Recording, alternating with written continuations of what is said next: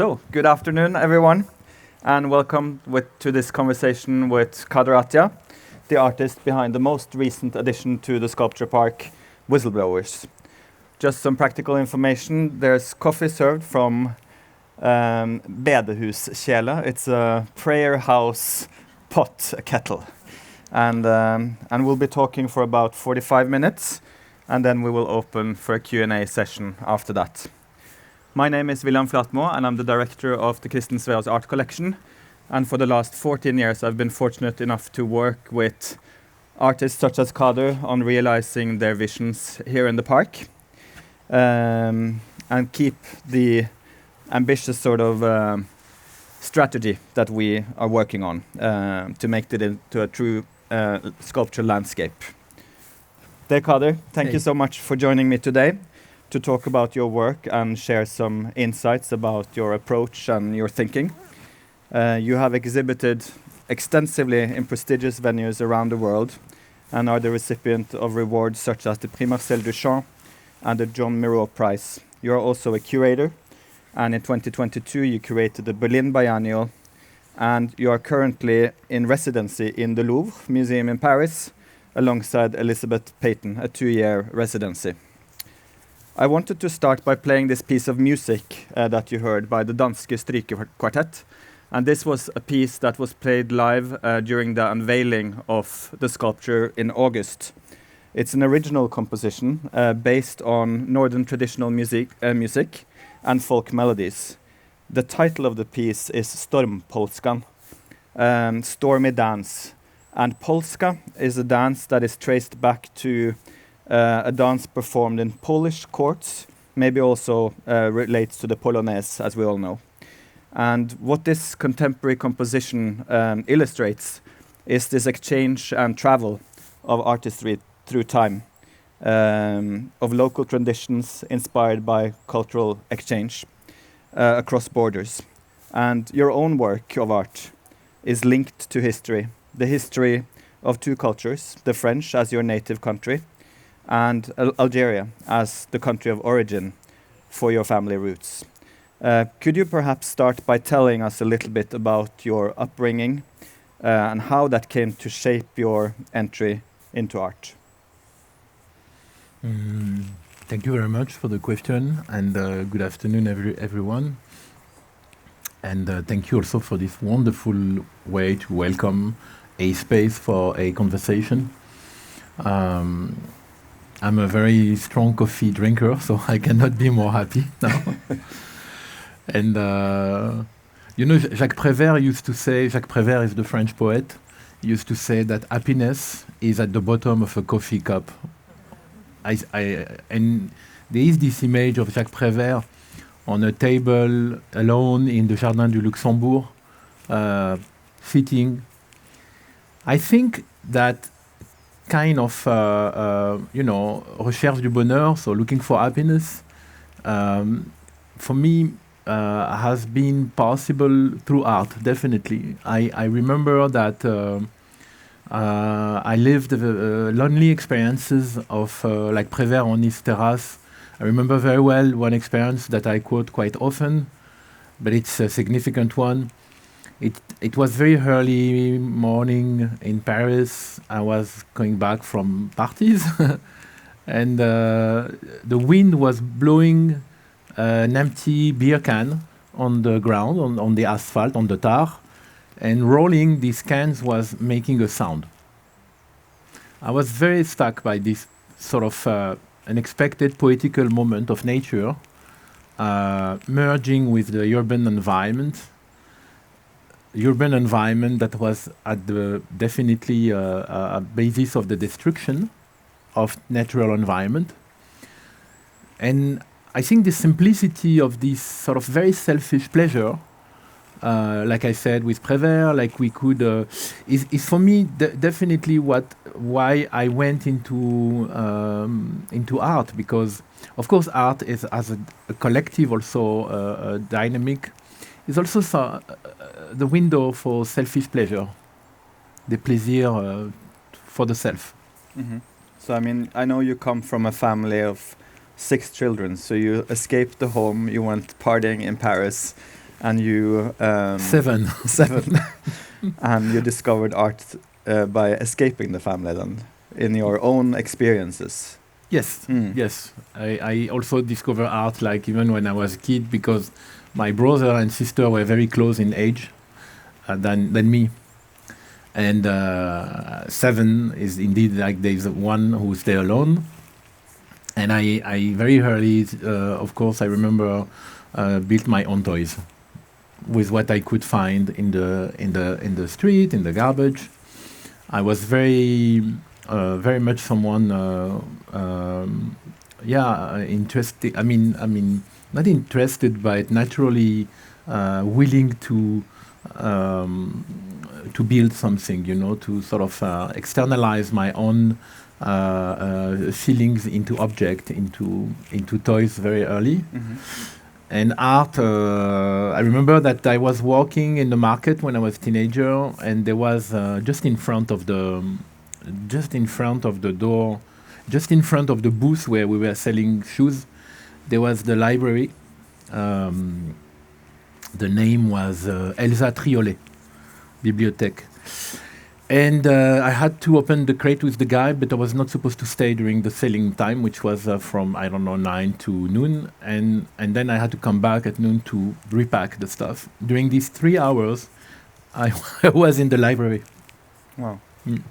So there's both the your creative inkling, and then you have this interest in literature. So the political side of your work, the interest in cultural histories, that came much later, did it? It came much later, and I have to say, staying in art, that my first reading were very much, my first, like, not only reading text, but also looking at images was for art books. Michelangelo and all these that I found in the library. I was very fascinated by all these images, and as a kid, as a teenager in a library, it was fascinating also to see so much differences, so many evolutions of languages, as much as you had not only artists but period of art history. Mm-hmm. So I was not reading like I did after through my studies, but I was sensitive to this. I never rejected something like, but this is bizarre, one eye here or whatever. I was like, for me it was like a sort of call from another world, and that I was very curious to discover. Mm-hmm. And where did that openness come from? Was that something that you brought from home, or? I really cannot trace that. Yeah, I think no, I have no idea really. I was always curious. It's curiosity. Also, I also started to copy them. To copy drawings of Michelangelo, and then I remember I copied some sketches, and then I copied my hands. So it was both a curiosity for the intellect, but also kind of a way to interact physically, which until today I care a lot. I really care about both theory and practice in art. I don't think that it's satisfied. You can stay satisfied. You can get it. I think it's very frustrating to obscure either theory for practice or practice for theory. This is what I'm teaching also to my students. I think there is a kind of merging metaphysic between the thinking and the making. Great. Let's move forward. You studied in France, and then you spent several years in Congo and in Latin America observing firsthand what you refer to as a post-colonial trauma, particularly in Congo, I think. As a person born and raised in a Western society, yet colored with the personal histories of memories of your older generations, you have, I would say, a particular point of departure, perhaps a difference, and you relate a lot of your work to memory. And it made me think about the German cultural historian Abe Warburg. He was interested in travel of images through time, about cultural memory and differences through time, small marginal shifts that happen but that still relate back to history. And some find his thinking narrow-minded and obsolete in today's notion and concepts of art. But I think there is something to reflect on in relation to a project like yours. You are in a way discovering colonial history through the memories of others, through archival images, and reacting to them through art. And in a way applying the method that Warburg founded his institute on. Could you maybe say something about your viewpoint, your own criticality, and sensibility approaching the topics that are the basis of your practice? I mean, for me, for instance, Warburg project was interesting in its time, but it needed to be open not only between the two poles that he developed, for instance, when he put next to a Madonna from a Tuscany portrait, another object from North American native art. It's for me what I found interesting in Warburg and is that it's the beginning of how much we need to understand, and this is particularly significant today, that memories has been working for human civilization as traces. Listen, we are now in the forest. You remember what I was telling you recently. Bees or ants, they do communicate themselves, but they don't have languages. How the ants do communicate? The ants communicate by leaving pheromone traces everywhere. The bees use the pollen, what we call in French pollinization, to actually map the area of where there are flowers that can be very interesting for the production of honey. I think human beings do the same with other form of traces, but much more complex. I think the human species, which has this capacity that the bees and the ants and other species have been able to invent, a mix of all of this. And I think what is interesting with art and Warburg is that particularly what Warburg did on the interpretation of the ritual of the snake by the Hopi people in America is that the work of Warburg indeed are traces of human civilization. But then what for me it's interesting today to as a legacy is that we need to understand how the representation of art can also, let's say, has to work as traces, as memories, to continue the evolution of the mankind.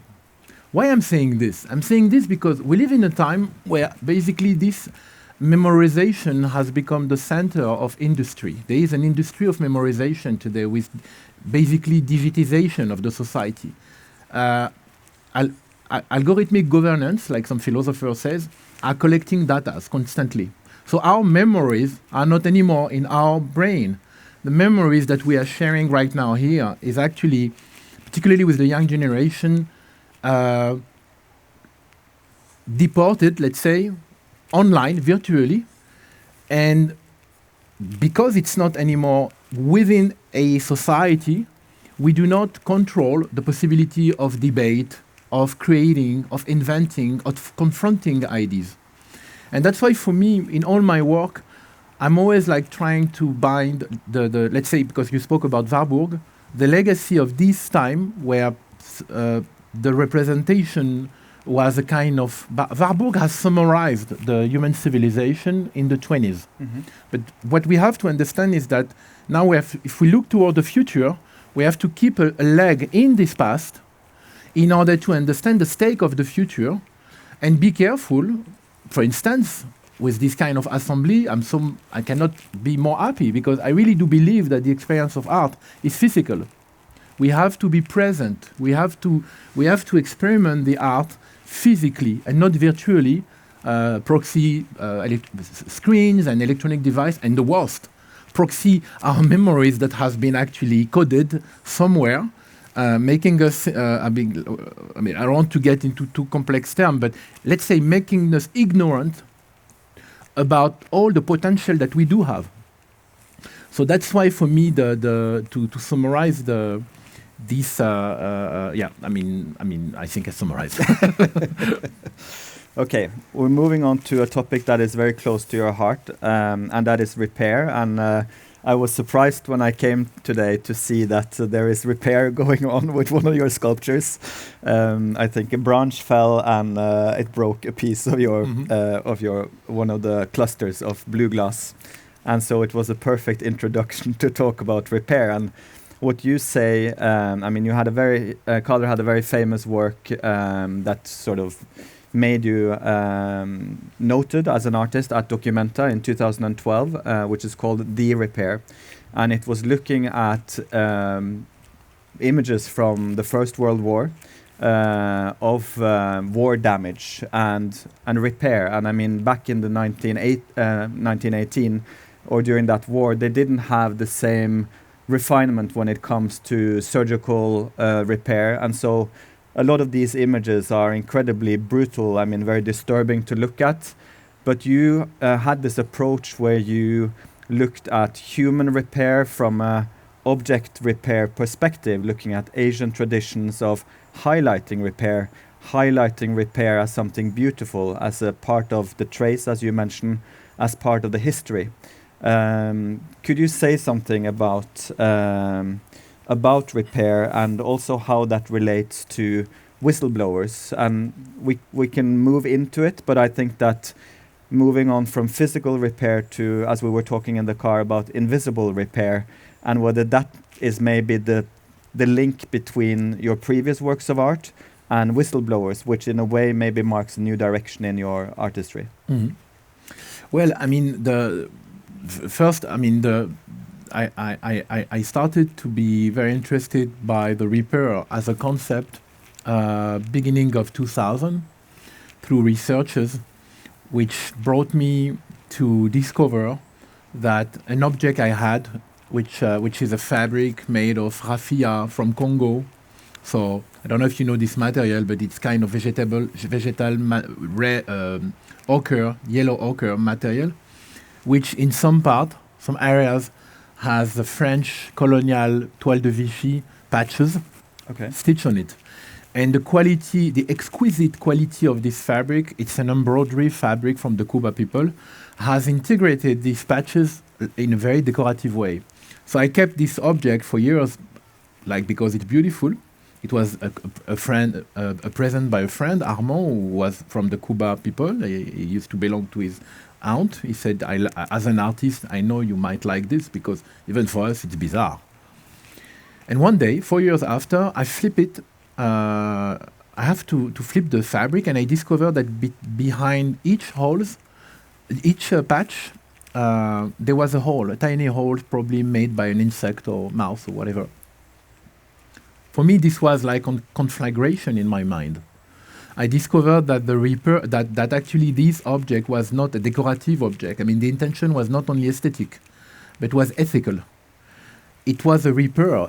So the presence of this unexpected fabric inside this beautiful, incredible crafted object, the presence of a manufactured object brought with colonialism in this crafted object, was not only to actually sort of improve the aesthetic of it, but was also just to fix the holes. And then it was beginning of 2000. At that time, no one was talking about repair like today in contemporary art. I knocked the door in many ethnographic museums. Many of them closed the door. I said, I would like to explore your collection. Do you have objects that have been repaired in their original context? And do you keep the repair? They were not understanding my question. In America, in Washington, D.C., the conservator told me, but we do repair objects. But I asked him, how do you do to repair a repair? Yeah, that is really the contrast between the Western and the Eastern perspective. That exactly. A good repair in Western society is invisible. It means that the object looks intact. Absolutely. I discovered that within the Western modern project, we have actually sanctified almost the idea that repairing an injury, a broken object, means to erase the injury and bring back the object at its original state. For instance, in Berlin, I'm working with a conservator who does like restoration of object. She's fantastic, and Goebbels. And for her, when a broken ceramic from the 18th century is fixed, you cannot see any wrinkle, anything, even with a magnificent lens. So for me, going back to Japan, to Africa, to pre-modern time in Europe, when an object was broken and it was stapled in a very rough way, was maybe a way to actually not deny the accident and basically time. So you have a whole, more than a metaphorical, but you have a whole way of thinking life through this analysis or comparison that shows you how much modernity has been constantly erasing and hiding the injuries, the wounds, and on the other hand, pre-modern moment was just to ethically fix an injury, but keeping the trace of the accident visible as, I don't know, a legacy, a lesson, a signature by the reparator person. And for me, this opens a lot of questions that are beyond these injuries. What is creation? Why an artist brings out from the nothingness an object or this object?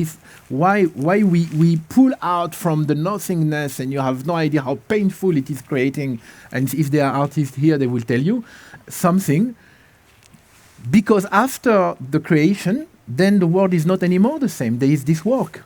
And I think giving birth to an artwork is particularly in that, what I just explained, is a form of repair too. It's at least an intention of repairing the world. Mm-hmm. And that's why for me, if we talk about Whistleblower, the work that is here, which is made of glass, particularly very, very thick glass, is actually made of not only bottle but also hollow shapes that, when it's very windy, start to whistle, has an echo, has not only a melody but as an echo of the presence of nature in which we are, not only here but as human on Earth. And for me, this idea of bringing a kind of correction regarding our perception of the environment is much needed today. It's very important to also try to just like significantly mark the presence of the environment that has been like cradle, and at the same time helping us to evolve, and probably we'll see us dying. I really think that natural environment is here forever, and that's why for me this question I wanted to bring this, William, if I may, because I didn't speak before about this, but I'm convinced that artworks are a form of repair as well, you know. And that's for the first point. I don't remember, you asked me about invisible injuries also. Well, I mean, I think it is about, in my view, this is also about repair, in the way that it maybe triggers an attentiveness or an alertness to the climate changing that is happening, what we are doing to nature. I think that is the main topic of Whistleblowers. And so the invisible, it is igniting repair, perhaps, if I understand you correctly. Because the invisible repair is also a part of another chapter of my researches, which is mental health and psychology and psychoanalysis. And I think that one of the most, why, I can tell you why, because the more I was working on these very tangible injuries that have been practiced since we were inside caves, and also this rupture with modernity where repair has to disappear, it has to vanish, it has to be on the back, you know. I started to wonder, okay, how about invisible injuries? And then it's interesting to also discover that it coincides with the rise of the sort of the very same moment where the Western world was accumulating objects from non-Western culture and denying the importance of the repair of some of them, was the moment of World War I, beginning of 20th century. And second, the rise of these, sciences of mental health. So Of course, invisible injuries can be most of the time invisible. Sometimes they become visible. The body is somatized. But I think the question of invisible injuries, particularly because it's very intimate, individually and collectively, interested me, and I treated it in works like Reason's Oxymoron, which is a series of film, and also Reflecting Memories. It's because it brings the idea that the reaper can be also invisible. Mm-hmm. But is there an element in Whistleblowers that is repaired through attentiveness? That by becoming attentive to the presence of sound, or like today where there is perhaps no sound, and the fact that we need to listen, and not only listen to Whistleblower, but listen to nature and to our surroundings. Yeah. That is also a form of invisible repair, in my view, which makes this work sort of more significant. The repair is very complex because it has a polysemous meanings. You can see repair from plastic surgery, from surgery, from nature when a trees break a branch, as you said before, and then nature repair the area of the break of the. We do have to repair the sculpture, but the trees will repair itself, with this resin or whatever. The question of listening for me is definitely part of the repair. For me, listening is repairing. Mm.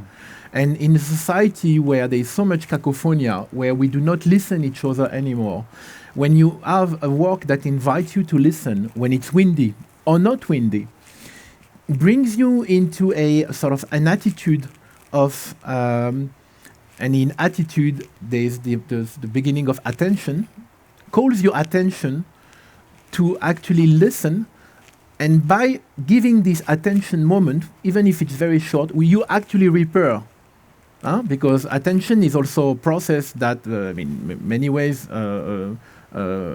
is used when you repair. If you take a needle and you want to put the string inside the needle, and you are hesitating at the beginning, and after 10 times, if it's your job, for instance, you don't even look anymore to the things. Attention is a corrective process. Mm. So bringing the audience, stepping aside from a kind of context where they are into, apparently I have to listen. There's no wind, but this is activated also when it's windy. So it's not only a kind of blue aesthetic kind of, fruity, strange, kind of dreamy presence. It's also something that might be activated by the sound. I think it turns on your attention in caring about the environment, because the environment is bringing you outside of your mind, is calling you to connect with your environment. Mm. But so we have attentiveness, and we have affirmation that there is perhaps a problem going on, but then we need action.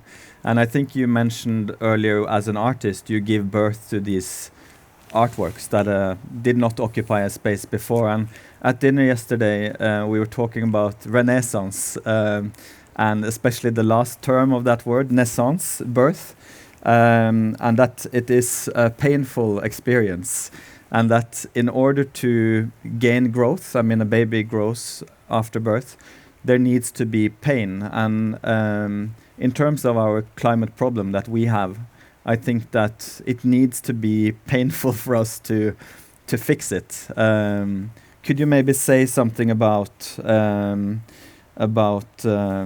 your view on this, and whether you are optimistic for the future? Well, this is I'm not pessimistic, but I think this is a long debate. I've been always thinking that the mankind might be a mistake. To be honest, I'm sorry, guys, but at the same time, I really do think that it has this incredible capacity to, in French, we call this retenue. So to just step aside and think, because that's the way we've been to the moon at some point. There is a moment where this blind acceleration calls for this kind of break, this kind of pause. And the problem of our time is that we are unable to find the button, pause.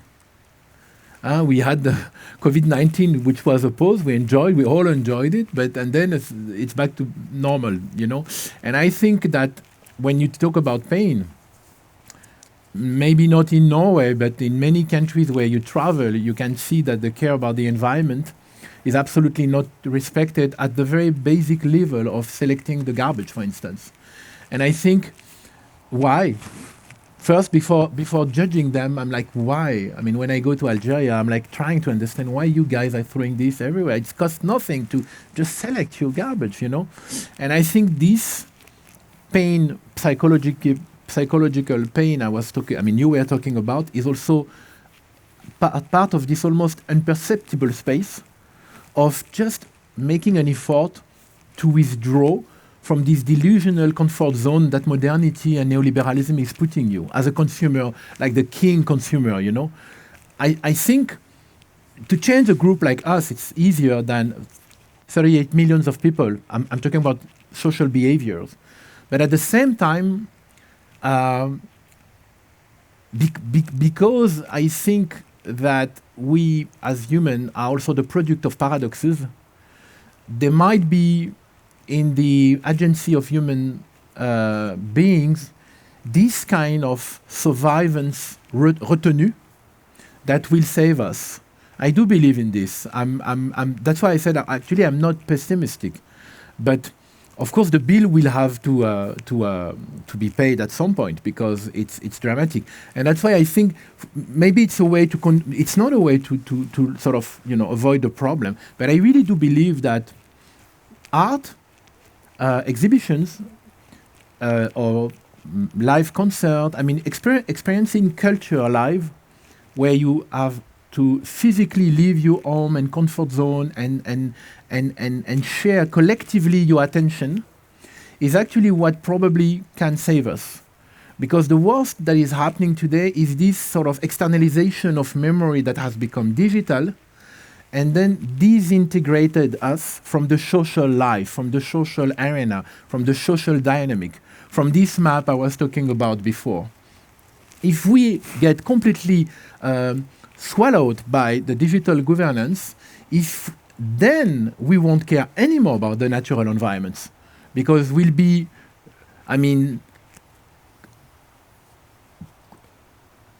e-mind, and that's why I think we have to struggle and care about this physical, experience of culture as an agora, as a place for staying free from technology, but also, of course, don't get me wrong, I'm not technophobic person. Mm-hmm. I love technology. I'm like Bernard Stiegler and many philosophers who says, but we just have to use it the right way and not getting like completely blind. Oh, it's fine. We don't have any more to do. AI or bots or whatever are thinking for us, bringing us things. But I would be happy for that. The problem is that then we won't have this dynamic of that is crucial to build what we are doing right here, and not even in this group, but in the whole place of Kistefos and in public space, a collective individual. Great, thank you. And was this maybe one of the ideas that you had in terms of creating spaces for conversations, for art experiences, when you established, so Kader established a space called La Colonie in 2016, and it was a place for conversation about post-colonialization, right? Different topics. Is there a need for that space today? It's closed now. It's closed now. There are needs. And is there I was also interested in you and your background. What conversations can you not address in your works of art? Are there any areas that you feel are off limit from your background, and sort of relating that a little bit to the conversation that happened at La Colonie or that can happen in the future? To answer your question, that's the reason I created La Colonie. Sometimes space for conversation are not artworks. They are space for conversation. They are space for individuation. And I was telling you recently the story of an exhibition I had at the Berlinische Galerie. I heard that some blind people wanted to visit the show. It's a series of wooden sculpture of injured faces. This is typically, for me, the best example to understand how the physical experience of art is crucial. So I was looking at people touching the sculpture, like you can imagine. Of course, I warn them to be careful because these wooden sculptures sometimes have spikes. But they were touching them very slowly, and they were touching these very, very brutal injuries of World War I soldiers. So for me, this was exactly what I was meaning, by this physical experience of art, because I could see also not only blind people, looking at these blind people, and also sort of, proxy them, imagining what they were seeing with their hands, you see? And their experience of art, you cannot, I would say, experiment in a public conversation. The importance of place like La Colonie was for students, of course, for curators, for artists, and also for all people who are interested in culture. Mm-hmm. But also, it was very much open to topic of the society, feminism, queer topics. Decolonial. It was a place where politically we could have conversation. It was also a place where we hosted 2 art book fair. So it was a place where people were selling books. Of course, we need place like this today in the society, and more important today than like 30 years ago. 30 years ago, they were public space. And was there something that was off topic, or is there something that is off topic for you today? Technically, it's not easy. You need a space, you need some support, and also I need a team. I mean, at that time, I was working a lot in this. And to be honest, William, after I curated the Berlin Biennale, I really enjoy to come back to the silence of the studio. I think, like all of us, I'm not made with one subject. I think, like we have all different personalities. We are not one single subject. We are several subjects. And there is one subject of me that really enjoy to stay alone in the studio, thinking about what could we do.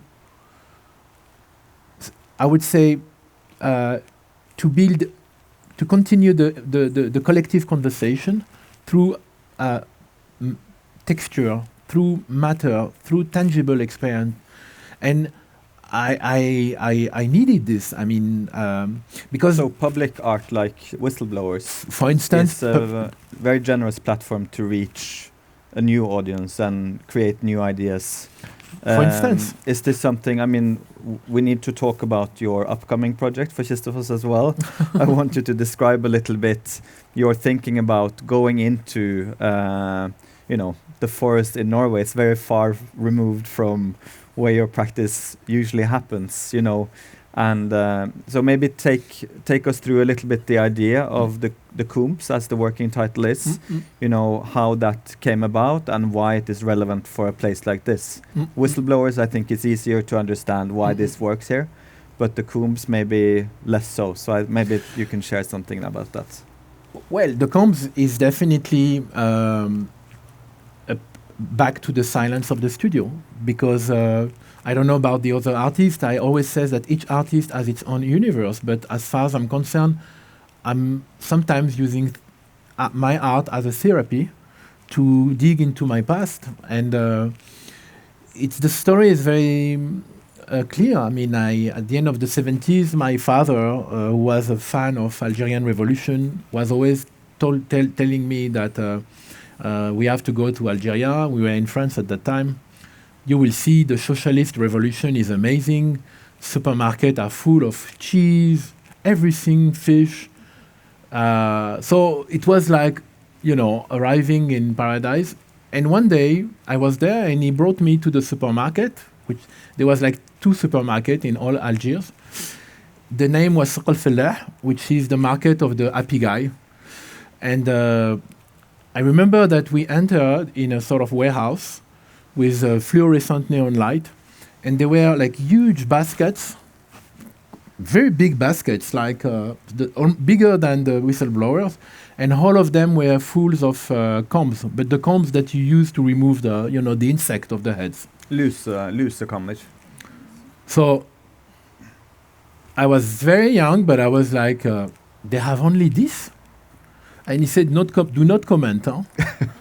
So, and then I was like, he said, take as much as you want. I said, of course. So I took big amount. I took them with me. And then during the day, I was looking at them, and I was like, sort of putting the combs dance together. I look at the sun and how the sun goes through the combs. And for me, also, they were coming, I guess, from China or whatever. So they had all these very fluorescent colors, like red, yellow. So it was a toy anyway.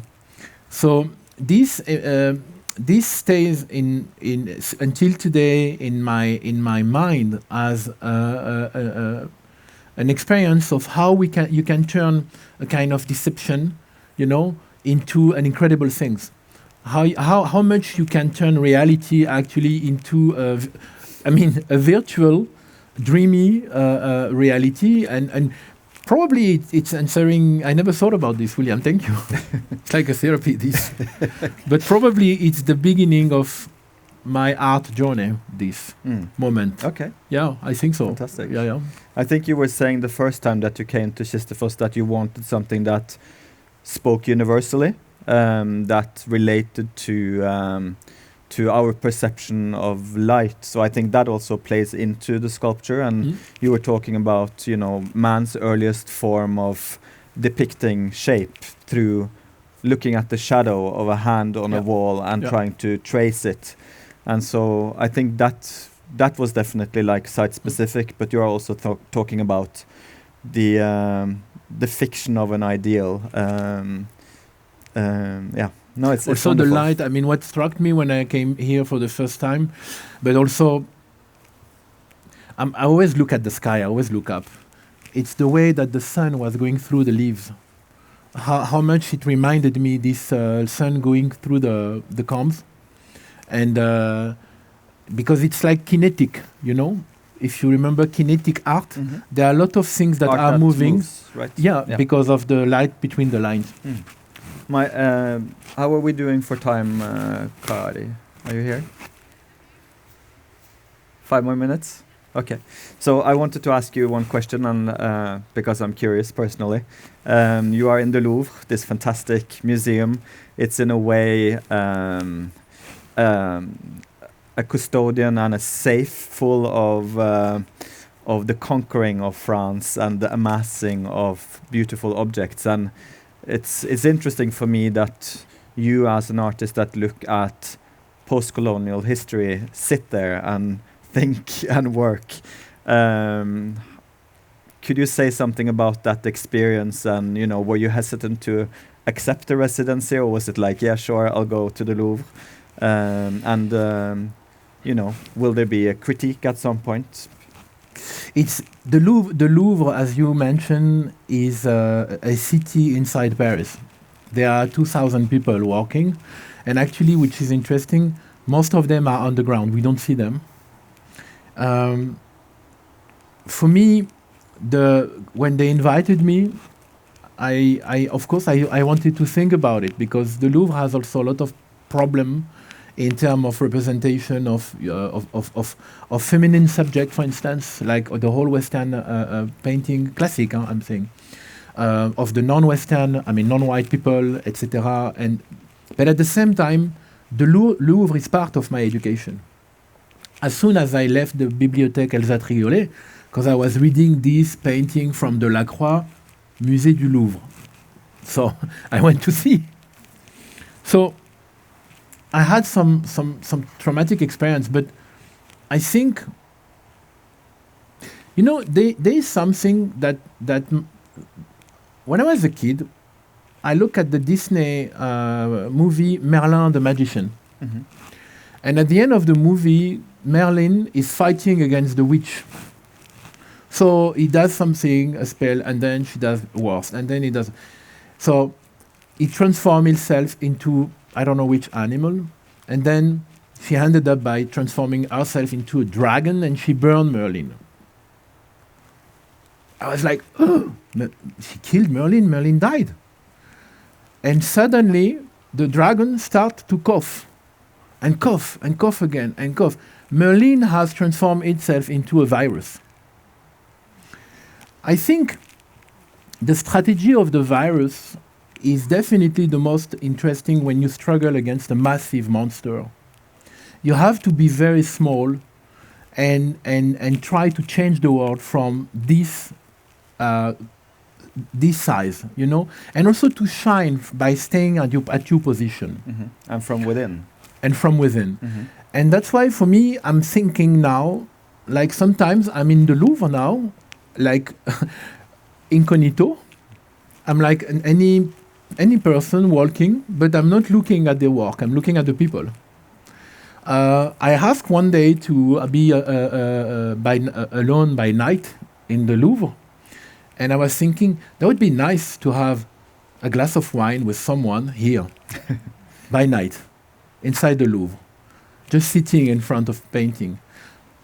An artist, a glass of wine, and a different person. I start to imagine how from a small size you can really try to reinvent our relation with the museography. That is basically what is at stake here. Mm-hmm. Inviting a contemporary artist in a museum institution, particularly a classic like the Louvre, is how we can make it, because the whole ones, of course, they invite you to make it contemporary. But to make it contemporary is not only to put two neon light and you know, it's to think about how we can work together, how we can, and that's why that's at the moment my strategy, and the residency is fantastic for that, because actually the Louvre is also like a big safe. So to be able to do everything I just told you, you need to go through a whole administrative procedure, so that you have this magical pass that you show, and then and then the first door open and the second, etc. Great. Well, it's early in the residency, so it'll be exciting to see what comes out of it. And so on that note, I want to thank you, Kader, for this conversation, and open up if there are any questions that you would like to ask Kader. Yes. Well, just one practical question. William told us about the accident of the branch that happened to the sculpture, and my question is, will you have it restored, repaired, or leave it as is? It's a good question. Yeah. It's a very good question, because I think that for me, if you follow my way of thinking the repair, I care also about the injury. When we think repair, it's impossible to don't think injury at the same time. Conceptually, we link repair and injury. Repair and injury turns as a loop forever. The repair is the injury is trying to catch the delay on the repair, and etc., etc. So as an artist, it's a good question, because for me there is a kind of unexpected things that indeed happen, but I would rather fix it because there was something that was not well fixed at the beginning, and then I don't think it's a real accident. It's maybe something that has been sort of neglected at some point. But I do believe that time. The reason I'm fascinated by old crucifix, African mask, whatever, particularly wood. Wood is my fan. Is because we could say marble also, but time is also part of the process of the sculpture. What you look at when you go to a very oldie church, once I was in Finland in the middle of nowhere, in a beautiful old wooden church, tiny. All the chairs had this incredible patina. I think you were saying also that you will be very interested to see this work in 50 years and see how nature has sort of interacted with the work and living and being Exactly. So that's why I think we have also to reinvent. I think we spoke about this, William, our relation with the interpretation of injury. Yeah, because it's part also of time, and it's a way to acknowledge that time goes on.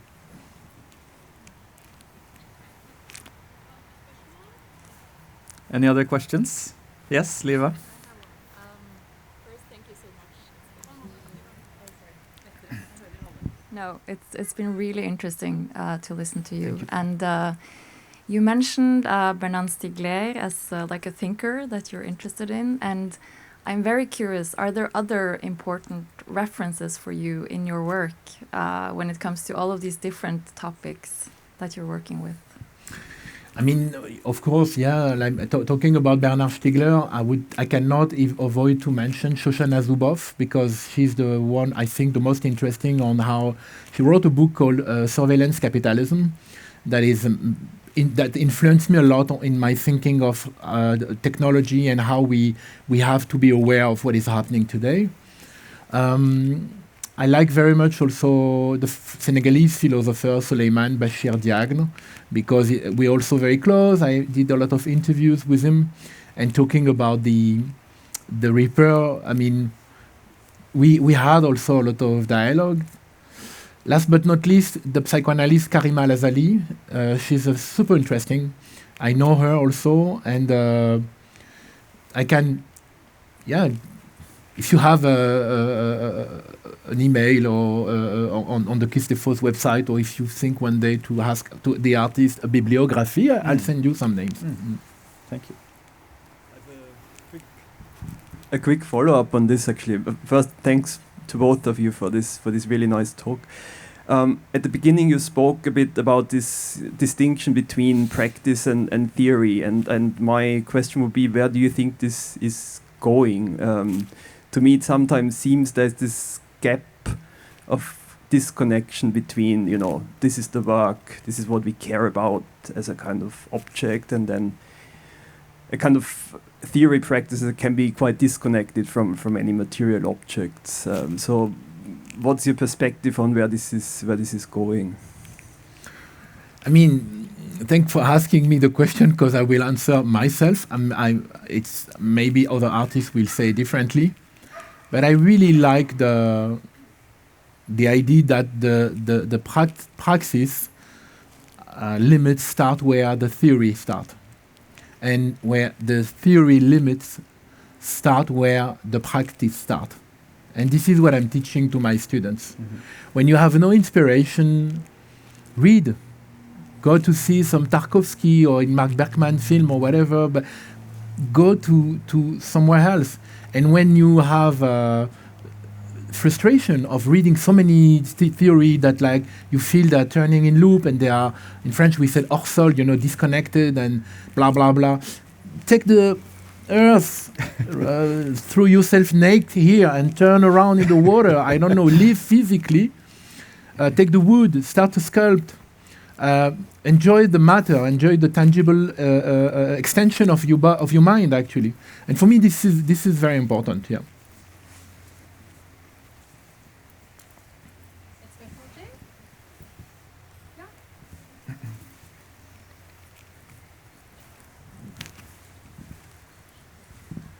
Kader, s'il vous plaît, I have one question. I think it's more, for me, I think it's very important, because you are talking about, you are French and you are Algerian, but I think you are both. That means you represent oppression like French, and you represent victim like Algerian.